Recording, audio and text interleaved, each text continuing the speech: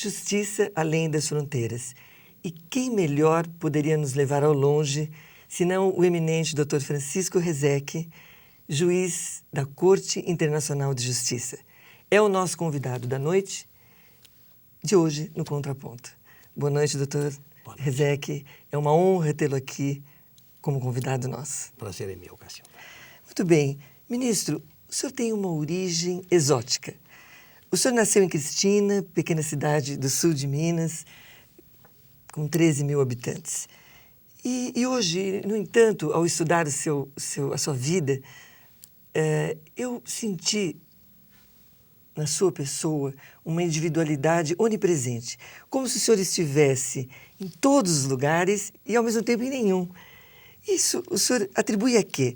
À determinação, à intelectualidade ou ao destino?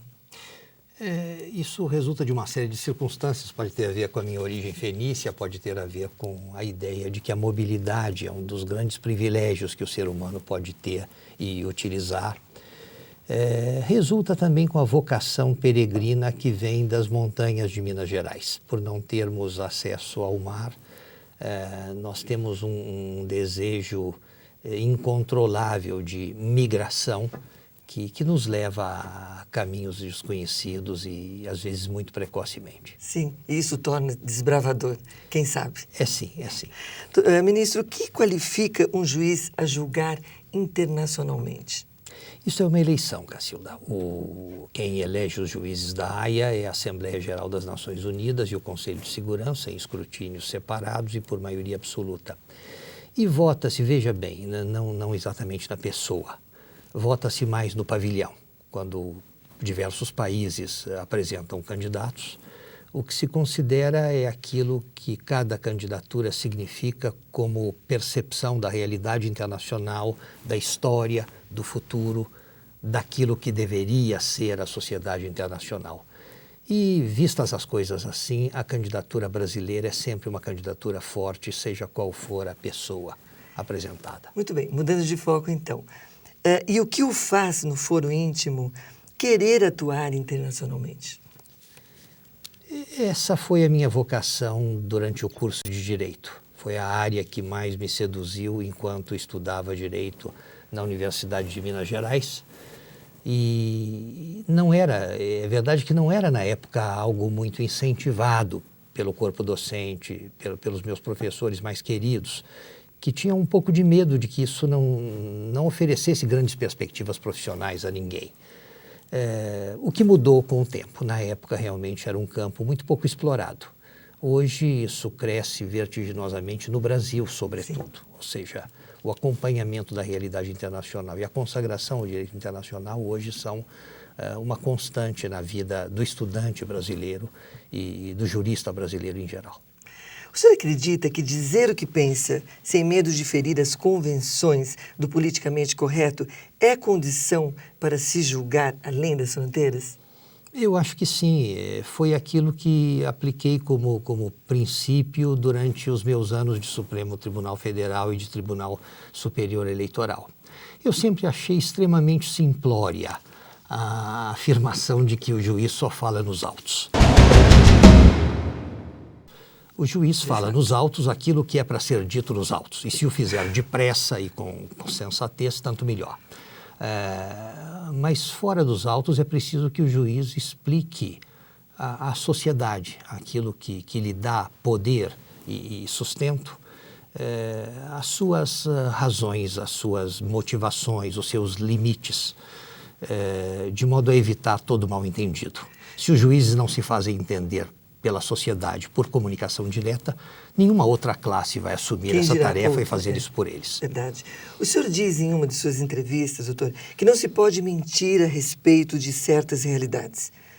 E que, por pior que tenhamos vivido aqui no Brasil a moda à la ditadura, no Uruguai, na Argentina e, sobretudo, no Chile, os tempos ditatoriais foram piores. Diga então para nós, de uma forma resumida, a verdade desta sua convicção.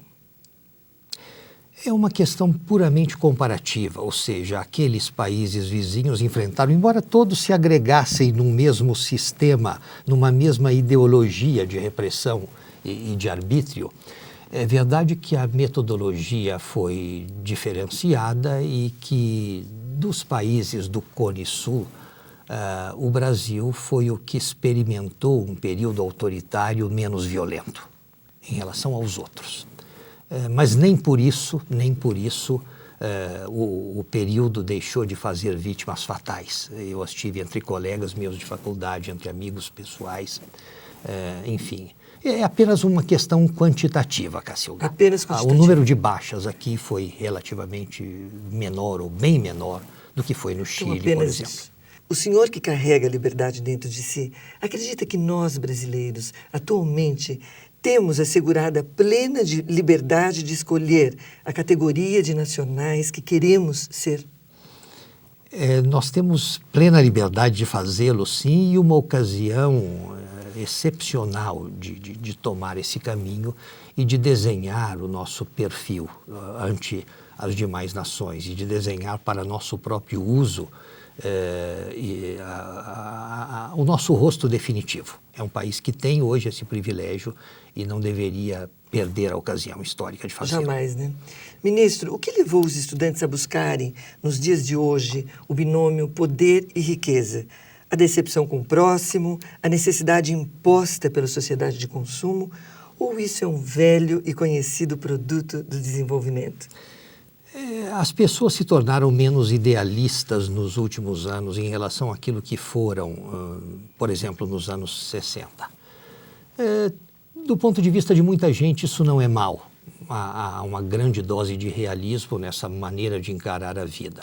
Talvez fosse sonho excessivo aquilo que se praticava como vida estudantil e como política estudantil nos anos 60.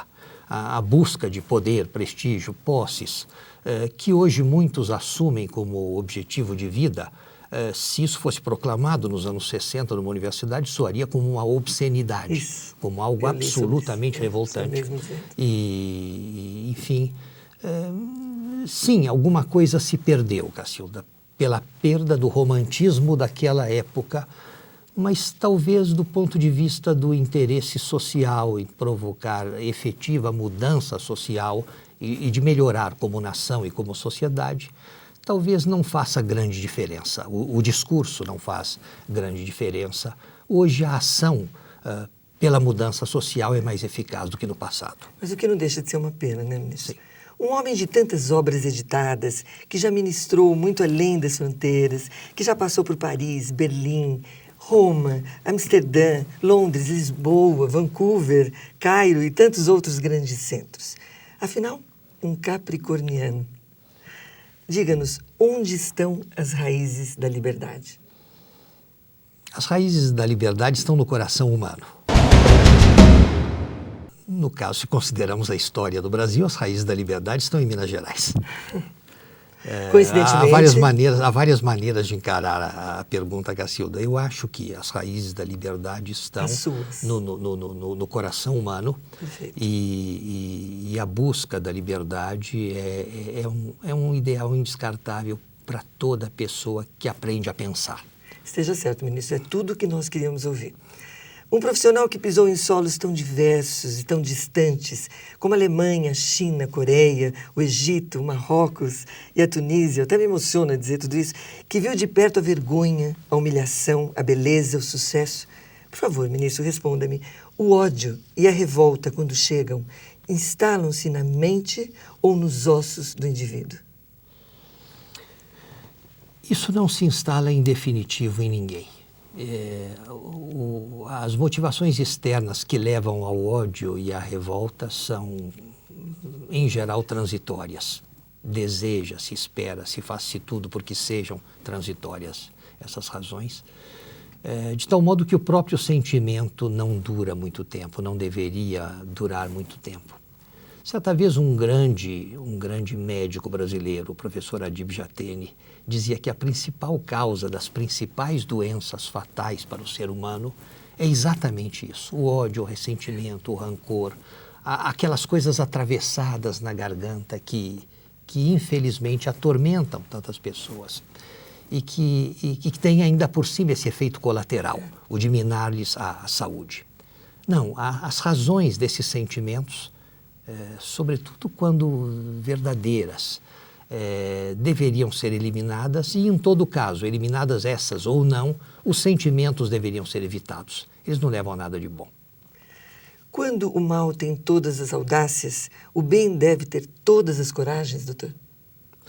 Sem dúvida, sem dúvida. A coragem do lado do bem deve corresponder à audácia e arrogância do lado do mal. Ministro, é preciso ser muito bom e muito morto para ser santo. Pois é, e aí eu me lembro do senhor, aquele que, me perdoe, vivo ou morto, certamente terá sido o único brasileiro 2 vezes nomeado para o Supremo Tribunal Federal. Que tipo de sentimento isso lhe provoca? Eu cheguei muito cedo ao Supremo Tribunal Federal sem havê-lo planejado. Eu sempre fui um professor universitário e a outra carreira da minha escolha foi a de procurador da República, na qual eu estava quando, por força de circunstâncias pessoais, fui indicado para o Supremo Tribunal Federal. Eu tinha lá dentro, me inspirado em pessoas que lá se encontravam desde os anos 70 e que foram os meus mestres maiores. Entrar na casa, então, foi para mim um momento de excepcional compensação e inspiração. E da casa eu guardo as melhores lembranças dos 2 períodos. O Brasil já foi índios, espírito desbravador, carnaval, retrato de malandro, golpe militar, um grande canteiro de obras, futebol, inflação, já foi café. Hoje, falando globalmente, o Brasil é o quê? É um país que define a sua identidade e vai certamente fazê-lo de modo acertado. Muito bem. Palavra do seu conterrâneo Guimarães Rosa. Será que não existe uma segurança verdadeira? Isso vale para o Brasil de hoje, ministro? O aspecto segurança é o que mais atormenta hoje a nossa sociedade. Isso tem a ver com razões que não vale a pena repetir, todos conhecemos. Sim.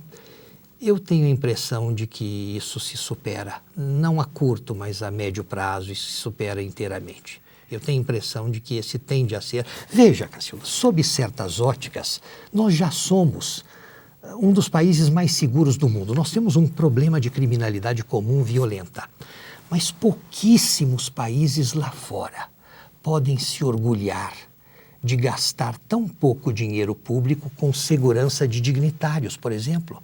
Nós somos um país em que até nos momentos de crise violenta, os ministros de Estado em geral, os membros da Corte Suprema podem circular pelas ruas sem necessidade de que se gaste com o deslocamento dessas pessoas qualquer recurso público em nome da segurança. É uma loucura o que se despende com isso na Europa, nos Estados Unidos da América e em todas as outras partes do mundo contemporâneo. Né? Eu acho isso extraordinário. A segurança, do ponto de vista político, é algo espontâneo. Talvez o único ministro de Estado que tem que se preocupar para não ser molestado por pessoas que quererão chateá-lo e dar sugestões é o da Fazenda. Isso sempre foi assim no Brasil. Os demais não. O presidente da República não se... Enfim, o pouco que se consome na rubrica segurança de dignitários, de membros da função pública, é ínfimo em relação àquilo que os demais países nos dias de hoje estão consumindo. E sob essa ótica, portanto, a segurança no Brasil é algo exemplar. É verdade que temos outros problemas de segurança que têm a ver com a criminalidade comum, sobretudo quando organizada, e esses sim nos afligem muito. Mas eu penso que não demora a que cheguemos a uma situação de paz. Que bom, o ministro nos trouxe aí uma boa notícia. Ministro, na Disney são contratados os chamados imaginistas. São aquelas pessoas que são contratadas para usarem a imaginação. O senhor, como um ex-ministro de Estado das Relações Exteriores do Brasil, o senhor evidentemente deve ter excelentes contatos. O senhor não acha que nós temos sobrando imaginistas aqui no país? Quem sabe o senhor não conseguiria promover uma exportação dos nossos imaginistas? Bela exportação. Eu tenho a impressão de que não se exagera aqui em imaginação.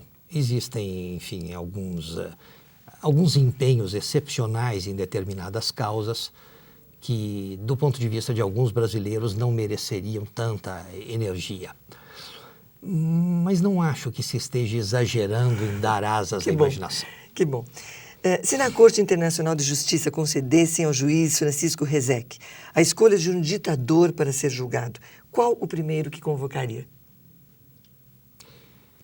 Eu acho que, sem citar nomes, Cacilda, os primeiros convocados não seriam ditadores, não seriam pessoas que aparecem sob essa ótica. De qualquer maneira, o julgamento dos ditadores seria, do meu ponto de vista, mais brando na medida em que eles não cometem o crime supremo de envolver as respectivas sociedades na sua culpa, de não produzir culpas coletivas. Os ditadores assumem sozinhos as suas responsabilidades ditatoriais. Esses não seriam os meus réus preferidos. Perfeito. Que esquerda não comprometida era aquela em que o estudante Rezec atuava? Éramos um grupo de estudantes na Faculdade de Direito de Minas Gerais que não pertenciam a nenhuma das agremiações de esquerda. Sim. O Partido Comunista, a Juventude Universitária Católica era de esquerda também, a Ação Popular, a Política Operária. Era o grupo que não gostava, não era uma questão ideológica, era uma questão quase que física. Éramos estudantes daqueles que não gostavam de pertencer a nada com carteirinha. Tínhamos uma certa ojeriza pela carteirinha. Sim. E por causa disso não pertencíamos às agremiações que reuniam a maior parte da esquerda estudantil da época. Estávamos fora das agremiações e praticávamos a nossa política de um modo independente. O senhor acha que todo torturador é sádico? Eu acho que o torturador, acima de tudo, é doente e se vinga de alguma coisa.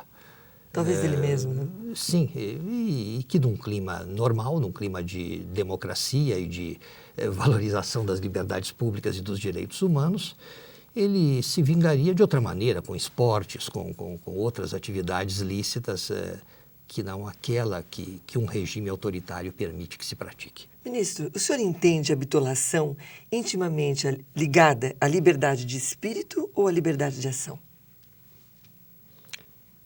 A liberdade de ação mais do que a liberdade de espírito. Independência significa organização? Significa várias coisas, entre elas organização. A organização serve para manter a independência, mas há vários outros aspectos. Qual o fio que une a essência dos ditadores do comunismo, do fascismo e do nazismo?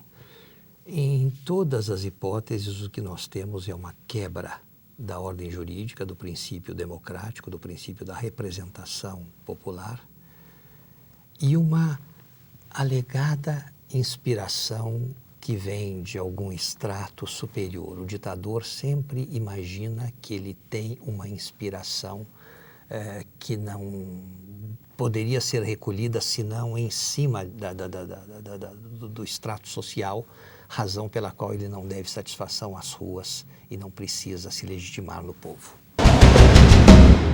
Na sua opinião, ministro, quem é o maior torturador dos últimos 2 séculos, qualitativa e não quantitativamente falando? Entre nomes já escolhidos, não? Não. Fica a seu critério. Eu tenho a impressão de que alguns regimes autoritários no nosso continente, nos últimos 30, 40 anos, não ficaram devendo a torturadores do passado mais recente ou do passado mais remoto. Não citarei uma pessoa em particular, mas eu tenho a impressão que nós temos ainda vivo um exemplar possivelmente insuperável de consagração à tortura. Aliás, falando no próprio, o que o senhor faria se um ditador réu deposto, ao ser interrogado, lhe dissesse, em primeiro lugar, quem é você?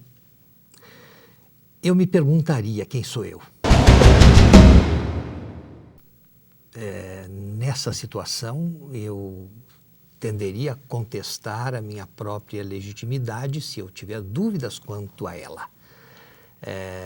E tentaria saber se por acaso aquele réu não tem razão ao discutir a minha legitimidade como juiz. Nossa, que lindo, ministro.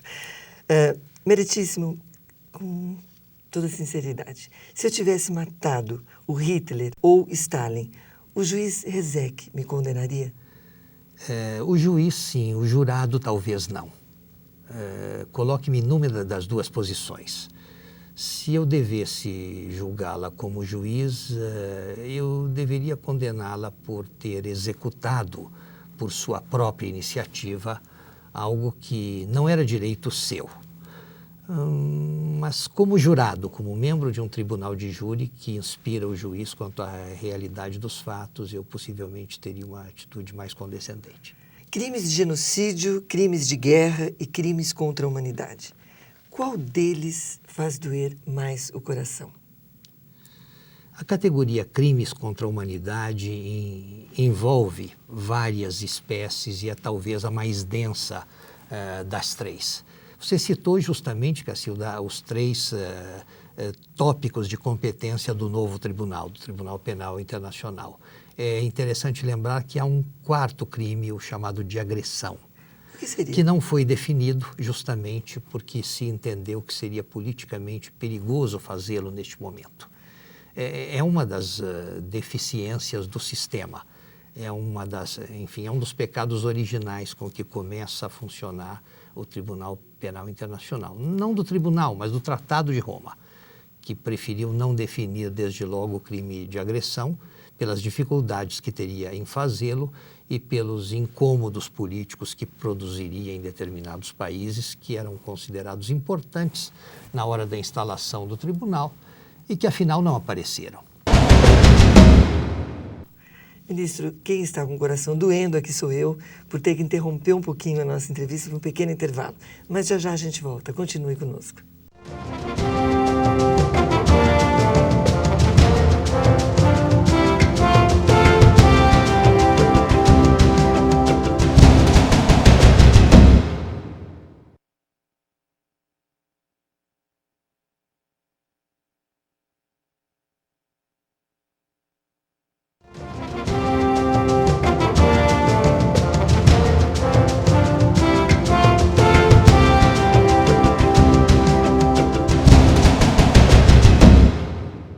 Bem, de volta, agora no nosso segundo bloco, ministro. Vamos lá. Sinceramente, a justiça internacional é independente da política externa? A justiça internacional é independente da política externa dos países que fazem hoje o jogo político. Ela não é, porém, independente do sentido político dos seus integrantes, dos seus juízes. Cada um de nós carrega atrás de si uma história e é fiel a essa história. Em 1997, ministro, o Supremo Tribunal Federal decidiu pela proibição da conhecida e chamada farra do boi. O ministro relator chamava-se Francisco Rezec. Conte-nos, doutor, o porquê da proibição? Do ponto de vista constitucional, aquilo poderia ser reprimido. Ou seja, havia uma tolerância da administração estadual de Santa Catarina a essa prática que, em nome da Constituição da República, poderia ser cortada. O substrato político principal dessa decisão, Cacilda, teve a ver com um fato curioso. Havia na turma do Supremo que julgou a farra do boi 3 ex-presidentes e o então presidente da Justiça Eleitoral, do TSE. Pessoas, portanto, muito ciosas do que significa Santa Catarina, o estado do qual somos todos orgulhosos. O primeiro que termina as apurações, o mais baixo índice de fraudes, de problemas, enfim, um estado exemplar dentro dessa coisa exemplar que é o direito eleitoral brasileiro, que é o processo eleitoral brasileiro. Então ficávamos extremamente molestados que justamente Santa Catarina fosse contaminada, fosse maculada por essa prática representada por uma escassa minoria daquilo que há de pior no Estado. Que o Estado e justamente aquela unidade da federação devesse conviver com essa prática que a Constituição não abona, não tolera e que tinha que ser reprimida.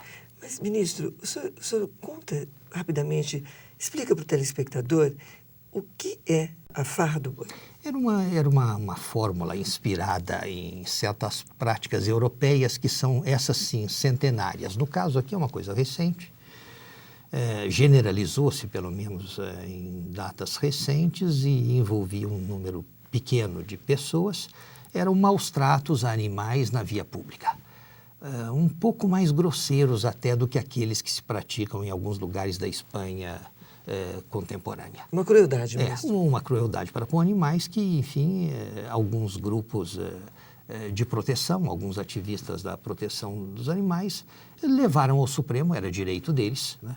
E não se pode usar nessas horas o argumento político e impertinente de que num país de tantas prioridades mais pungentes seria ridículo alguém preocupar-se com a sensibilidade dos... Não.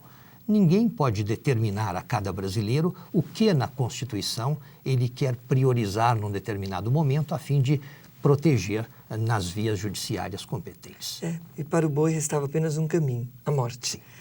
O que significa para a alma a escalada do poder, ministro? Eu pergunto porque, desde o dia que eu cruzei com o senhor no aeroporto, em Brasília, eu senti que o senhor leva consigo uma tranquilidade, enfim, o senhor possui uma aura de paz. Mas o que significa essa escalada dentro da sua alma, escalada do poder?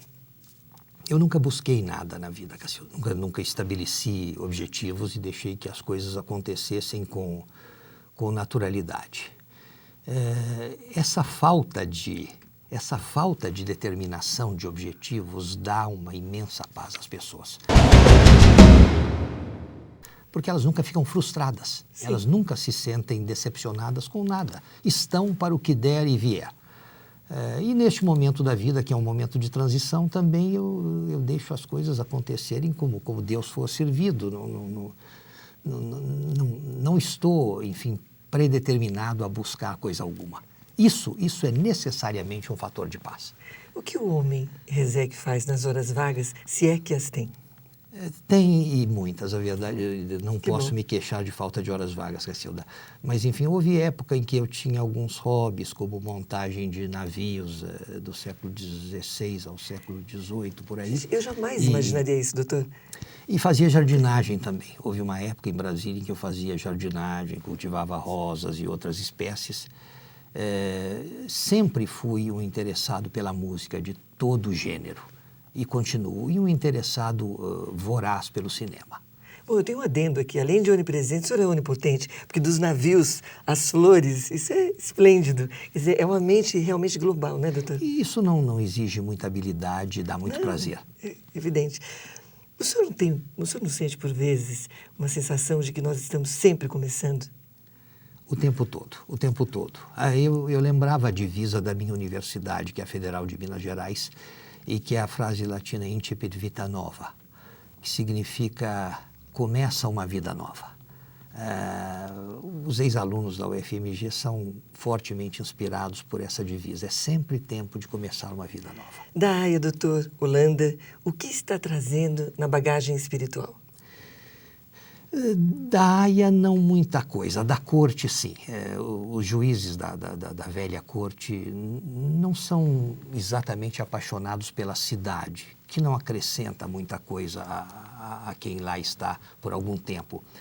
Mas são sem dúvida extremamente enamorados do lugar onde se trabalha, daqueles espaços verdes que a cidade oferece, do ambiente em que se trabalha e daquela coexistência milagrosa entre pessoas de origens tão diferentes e de motivações tão diferentes. Ministro, um sonho só morre quando outro assume seu lugar. O senhor é um homem de persistir sonhando? O tempo todo.